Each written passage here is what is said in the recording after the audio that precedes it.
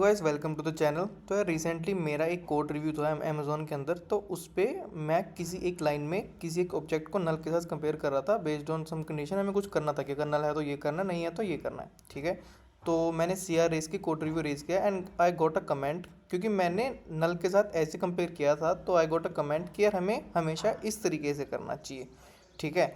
तो because I got this comment, तो I was under assumption कि यार या तो ये मेथड फास्ट होगा या ये हमें किसी तरीके के एक एक्सेप्शन वगैरह से बचाता होगा। तो may be it is more safe और may be it is more fast, ठीक है, कुछ ऐसा होता होगा, ठीक है।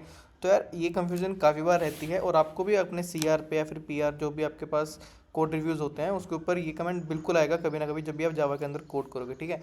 तो आज हम देखते हैं कि यार इन दोनों मेथड में एक्चुअली डिफरेंस है क्या, ठीक है। तो सबसे पहले हम ऑफिशियल डॉक्यूमेंटेशन में देखते हैं। यार ये देखो, ये जो है ये तो स्ट्रेट फॉरवर्ड है कि हम ऑब्जेक्ट को नल से कंपेयर कर रहे हैं, but again this one is defined as a function, ठीक है। ये एक फंक्शन है।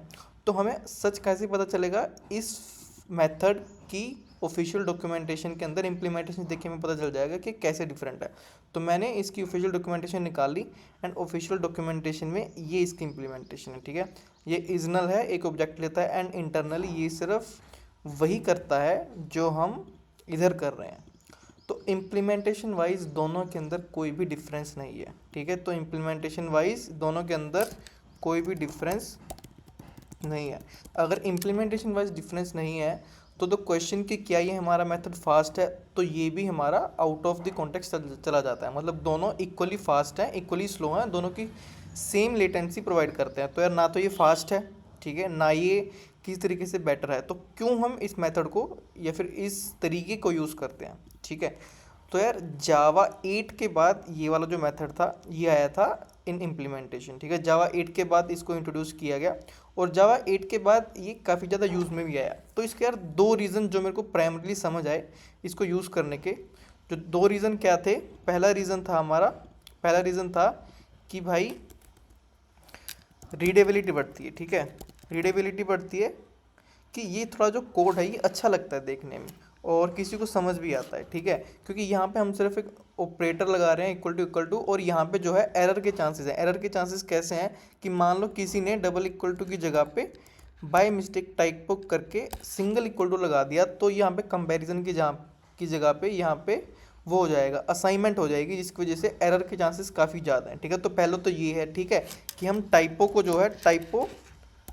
को प्रिवेंट कर रहे हैं, ठीक है। दूसरा रीडेबिलिटी कैसे कि यार इसको पढ़ के क्लियरली समझ आ रहा है कि यार ये मेथड कैसे यूज़ हो रहा है, ठीक है। ऑब्जेक्ट डॉट इज नल कि क्या ये ऑब्जेक्ट नल है। हालांकि इसके अंदर भी सेम है, लेकिन क्योंकि हम गुड कोड पैटर्न यूज़ करते हैं अपने कोड के अंदर इन मतलब कस्टमर फेसिंग कोड या फिर गुड बैकएंड कोड, तो उसके लिए हम हमेशा रीडेबिलिटी पे काफ़ी ध्यान रखते हैं कि कोई भी बाहर का बंदा अगर कोड पढ़े तो उसे समझ आ जाए। तो इसकी वजह से is null is a better option.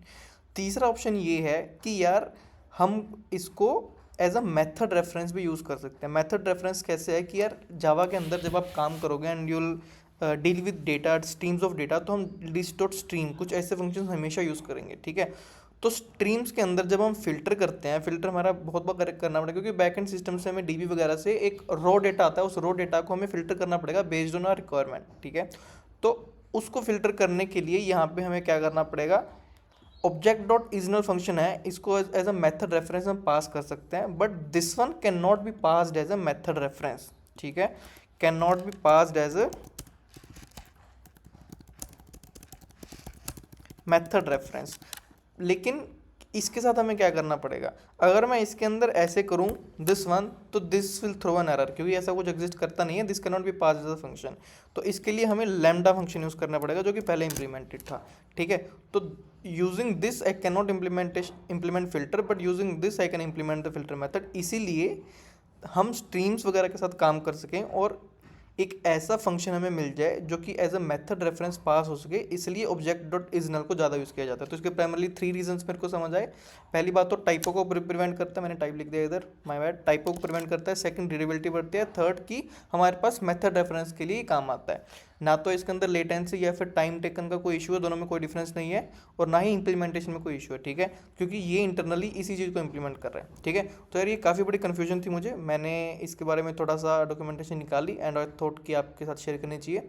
तो अगर इस वीडियो से आपको कुछ सीखने को मिला तो kindly do like this video and subscribe this channel. Thank you so much.